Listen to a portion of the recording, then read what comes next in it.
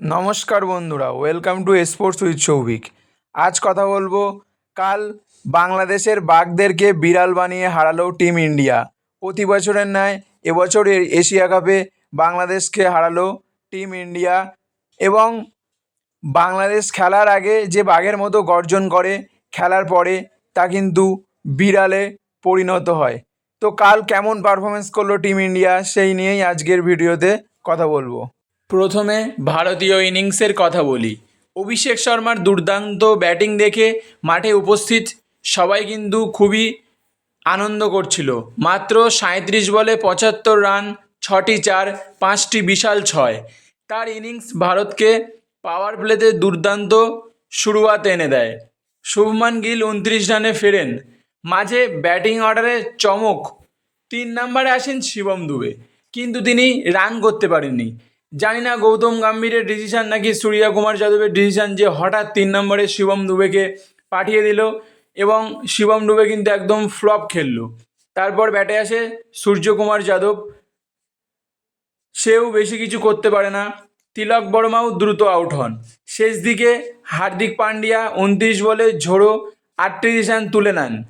ভারত মোট 6 উইকেট হারিয়ে তোলে 168 রান, যা ভারত সুলভ পারফরমেন্স না। ভারতের যা ব্যাটিং লাইন আপ এবং প্রথমে যা খেলেছিল পাওয়ার প্লেতে, সেখানে কিন্তু 200 রান কালকে ভারতকে বানাতেই হতো, কিন্তু তারা তা পারেনি। ব্যাটিং অর্ডার কোলাপস করে এবং বেশি ব্যাটিং লাইন আপে এক্সপেরিমেন্ট কিন্তু বিপরীত ইম্প্যাক্ট ফেলে এবং ভারত বড় স্কোর করতে ব্যর্থ হয়। হার্দিক পান্ডিয়া যদি লাস্টে এসে 29 বলে 38 রানের ঝোড়ো ইনিংস না খেলতো, তাহলে কিন্তু 168 রান অবধি যাওয়া মুশকিল লাগছিল।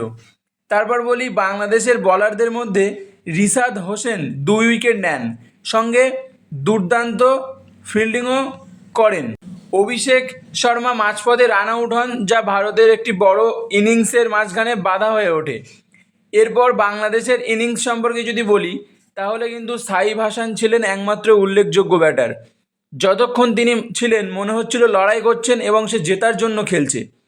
51 বলে 69 রান কিন্তু করেন এই সাইফ হাসান, কিন্তু বাংলাদেশের বাকি ব্যাটাররা তাকে একদম সাহায্য করতে পারেনি। বাকিরা সকলেই ব্যর্থ ছিলেন। ভারতীয় বোলারদের তোপে বাংলাদেশ পিছিয়ে পড়ে। কুলদীপ যাদবের স্পিন, বরুণ চক্রবর্তীর মায়াবী ডেলিভারি আর বুমরাহর পেস সব মিলিয়ে বাংলাদেশ 29.3 ওভারে গুটিয়ে যায় 127 রানে। এই জয়ে ভারত নিশ্চিতভাবে ফাইনালে পৌঁছে যায়। শ্রীলঙ্কা ছিটকে পড়ে।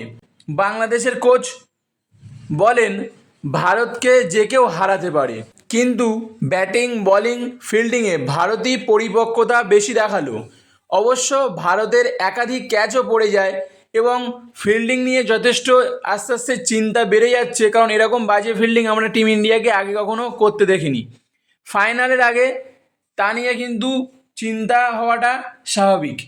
এই ম্যাচ থেকে বিপুল শিক্ষা নিয়েছে কিন্তু দুদলই।